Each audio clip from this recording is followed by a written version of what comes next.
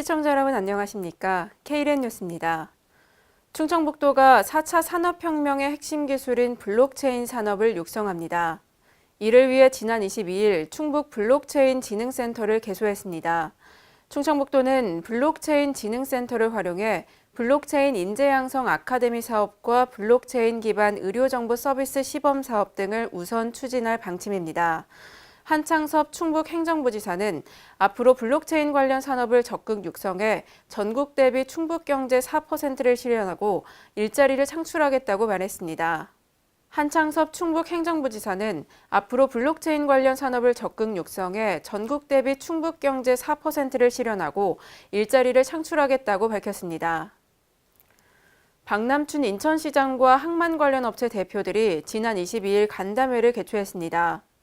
이번 간담회에서 인천 항만업단체 대표들은 인천 해양항만 산업 발전을 위해 다양한 의견을 건의했습니다. 이에 박남춘 시장은 내년 인천항 인센티브를 다시 재개한다고 밝혔습니다. 또 인천특별시대는 해양항만도시에서 시작한다며 지역 항만산업 발전을 위한 지원을 약속했습니다. 제1회 도시주택 포럼이 지난 22일 광주시에서 열렸습니다. 이번 포럼은 문재인 정부의 주택정책과 지역 건설 산업의 발전 방향을 주제로 개최됐습니다. 포럼을 통해 주택정책의 주요 내용을 이해하고 세계 주택시장 흐름 등을 살펴보면서 지역 건설 산업 발전 방향을 모색했습니다. 광주 상공회의소 관계자는 이번에 제시된 의견들이 정책에 반영돼 지역 주택건설 산업이 활성화되길 바란다고 말했습니다. 탄소산업 활성화를 위한 정보 공유의 장이 열렸습니다. 한국탄소기술원이 보유 기술과 장비를 기업들에게 공개했는데요. 자세한 소식 김경모 기자가 보도합니다. 한국탄소융합기술원이 탄소산업 활성화를 위해 기술을 공유하는 자리를 마련했습니다. 탄소기술원은 16일 제1회 KC테크데이를 열고 탄소융복합 기술 관련 기업인들과 전문가 150여 명을 초청해 특허 기술과 논문을 공개했습니다. 탄소기술원은 이날 고출력 에너지 저장용 활성탄소 제조 방법과 재활용 탄소섬유 회수 방법 등 총 81건의 특허 기술을 공개했습니다. 이날 행사는 박윤혁 원장의 CFRP 산업 최신 동향 발표와 탄소기술원 연구원들의 논문 발표로 이어졌으며 전북 연구특구와 연계한 연구소 기업 등 기술 이전 지원 사업에 대한 설명 시간도 가졌습니다.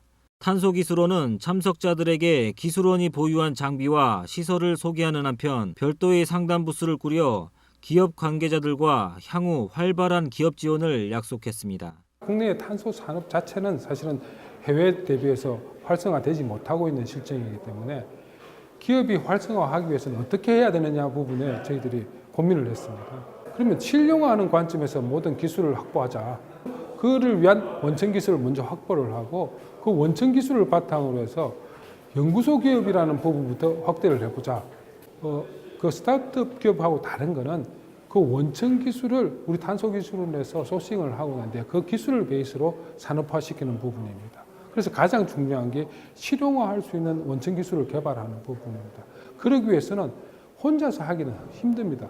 그래서 이런 관련된 기관, 관련된 기업들과 모든 것을 협업하고 그리고 지식을 공유하고 이러는 차원에서 이렇게 하는 게 가장 시발점이다 생각하고 오늘 1회를 하게 되었습니다. 탄소기술원은 기관과 회사들의 참여를 확대해 KC테크데이 정례화를 추진할 방침입니다. K랜 뉴스 김경모입니다. 아이들의 놀이공간이자 자녀 돌봄 품앗이를 실천하는 공동 육아 나눔터가 지난 19일 구 10호점 문을 열었습니다. 공동육아 나눔터는 부모들의 육아 부담을 덜고 아이 키우기 좋은 보육 환경을 제공하기 위해 운영되고 있습니다. 세종시는 구 10호 공동 육아 나눔터 개소와 함께 초등학생 돌봄 시설인 다함께 돌봄센터를 열고 모든 초등학생을 대상으로 상시 돌봄 서비스를 제공합니다. 세종시는 이번 공동육아 나눔터와 다함께 돌봄센터 운영을 통해 부모와 지역사회가 육아를 함께하는 세종형 돌봄 문화가 확산될 것으로 기대하고 있습니다. 제13회 여성폭력 예방 카운슬링 페스티벌이 지난 19일 충남 천안에서 열렸습니다. 이번 행사는 폭력 예방 퍼포먼스, 거리 홍보 캠페인 등의 순으로 진행됐습니다.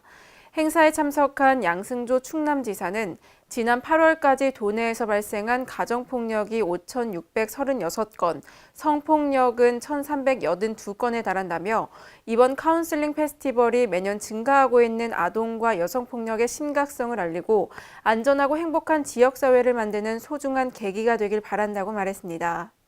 충북도청 직원들이 일손이 부족한 기업과 농장 현장을 찾아 생산적 일손 봉사활동을 했습니다. 경제통상국 직원들은 지난달 15일 괴산군의 한 하우스 농가를 찾아 일손을 도운 데 이어 지난 20일에는 한 기업을 찾아 일손을 보탰습니다. 또 농정국 직원들은 영동군 과수농가와 사회적 기업에서 일손 봉사활동을 펼쳤습니다. 생산적 일손 봉사는 일할 능력이 있는 만 75세 이하이면 누구나 참여 가능하며 하루 4시간 봉사에 2만 원의 실비를 지급받게 됩니다. 오늘의 브리핑입니다. 행정안전부가 오늘 제2회 지방행정혁신 브랜드과제 협업포럼을 개최했습니다. 이번 포럼은 지난 9월 쓰레기 재활용 분야 협업포럼을 개최한 데 이어 두 번째로 고독사 분야를 해결하기 위해 개최됐습니다. 주민의 고독사 예방을 지방행정혁신 브랜드과제로 추진하고 있는 공무원들은 이 자리에서 문제 해결을 위한 노하우를 공유하고 발전 방안을 모색했습니다. 금융대출자 가운데 3명 중 1명은 2년 연봉을 모두 안 쓰고 모아도 빚을 다 갚지 못하는 것으로 나타났습니다. 한국은행 국정감사 자료에 따르면 대출자의 연봉보다 금융부채 비율이 2배 이상 높은 200% 이상 대출자 비중은 2014년 28%에서 작년에는 32.9%로 4.9% 급증했는데요. 더불어민주당 김두관 의원은 한국은행과 금융당국의 금융 안정성 확보와 더불어 다중채무자들에 대한 대책 마련을 서둘러 달라고 주문했습니다. 경남 창원시가 지구는 일회용이 아닙니다. 플라스틱 제로화를 주제로 환경포럼을 개최했습니다. 이는 가장 심각한 환경오염의 주범으로 꼽히고 있는 플라스틱 문제에 대한 심각성을 일깨우기 위해 마련됐습니다. 포럼에 참석한 시민들은 플라스틱 문제의 심각성에 대해 깊이 공감하며 앞으로 일회용 플라스틱 사용 줄이기에 적극 동참하기로 했습니다. 인천시가 빈집을 공원, 주차장, 공부방 등 시민공간으로 개조합니다. 지난 2013년부터 추진했던 폐공가 관리 정비 사업을 인천 전역으로 확대하기 위해 실태조사를 실시하는데요. 인천시는 실태조사 이후 내년 9월까지 빈집 정비 계획을 수립할 계획입니다. 대구시가 공공유휴부지와 후적지 개발을 위해 대화의 장을 열었습니다. 최근 법원과 검찰청, 동부소방서 등의 이전 계획이 확정되면서 향후 유휴부지에 대한 개발 방안을 모색하기 위해서인데요. 오늘 열린 세미나에서는 다양한 공간 개발 사례를 듣고 종합 토론이 진행됐습니다. 강원 강릉시가 시내버스 일부 노선을 조정합니다. 이에 따라 다음 달 1일부터 버스 노선은 기존 111개에서 98개로 감축됩니다. 이번 노선 조정은 지난 3월 근로기준법이 일부 개정됨에 따라 근로시간이 단축되면서 실시되는 것으로 강릉시는 시민 불편을 최소화하기 위해 희망택시를 버스 감회와 폐지 노선에 투입하는 등 희망택시 서비스 범위를 확대하기로 했습니다. 광주광역시가 먹는 물 공동시설에 대한 합동점검을 실시합니다. 오늘부터 옛 증심사 관리사무소, 대각사, 산장광장 등 8곳의 약수터에 대한 수질검사와 시설물 관리 상태를 점검할 예정입니다. 이번 점검은 수질검사와 더불어 취수원 주변 청소 상태 여부, 광촉매 살균시설 등 소모품을 주기적으로 교체하는지 여부를 중점적으로 살필 계획입니다. 이상으로 K랜 뉴스를 마칩니다. 시청해주신 여러분 고맙습니다.